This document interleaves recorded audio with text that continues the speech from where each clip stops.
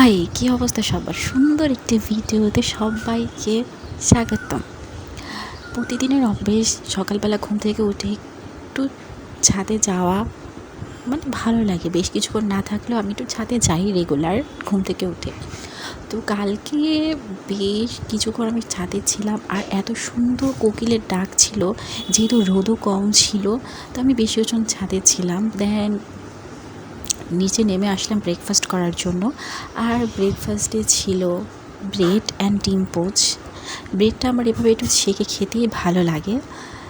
দেন আমি ডিম পোচটা করে নিলাম। কার কার খেতে বসে ফোন দেখার অভ্যেস? আমার তো ফোনে মানে যা কিছু, অনেকে কার্টুন দেখে, আমি কার্টুনের দিকে মানে মিক্সড। যখন যেটা আমার ভালো লাগে খেতে বসে, তখনই আমি মানে দেখি। আর সকালবেলা যতক্ষণ না আমি একটু চা খাবো, ততক্ষণ মনে হয় আমার দিন শুরুই হচ্ছে না। দেন আমি ব্রেকফাস্ট করে চাটাও আমি খেয়ে নিলাম। তারপর আমার এই সুন্দর মানি প্ল্যান্ট গাছটাকে একটু জল দিলাম। যেহেতু আমি রেগুলার জল দিই না, আর বেশিও জল দিই না, এই গাছে নাকি কম জল দিলেই হয়। বেশ অনেকটা বড় হয়েছে কিন্তু গাছটা।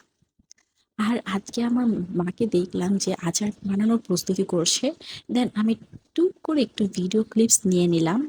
এই যে মা প্রথমে যে মশলাগুলো দেবে, যে ভাজা মশলাগুলো, সেগুলো শুকনো খোলায় ভেজে নিয়েছিল। আর এটা কিন্তু আমাদের গাছের আম, গাছের আমের আচার। বেশ অনেকদিন যাবৎ মাকে আবদার করছিলাম যে মা আচার বানাও, মা আচার বানাও, মানে হয়ে উঠছিল না। তারপর এই যে অ্যাট লিস্ট মা আচারটা বানালো, আর মায়ের হাতের আচারটা খেতে এত মজা, এত মজা, আর বেশ অনেক ভালো হয়েছিল খেতে, অনেক টেস্ট হয়েছিল। আর দেখতেও আমি জানি না ক্যামেরাতে কেমন আসছে, বাট দেখতে এবং খেতে অনেক টেস্ট হয়েছিল।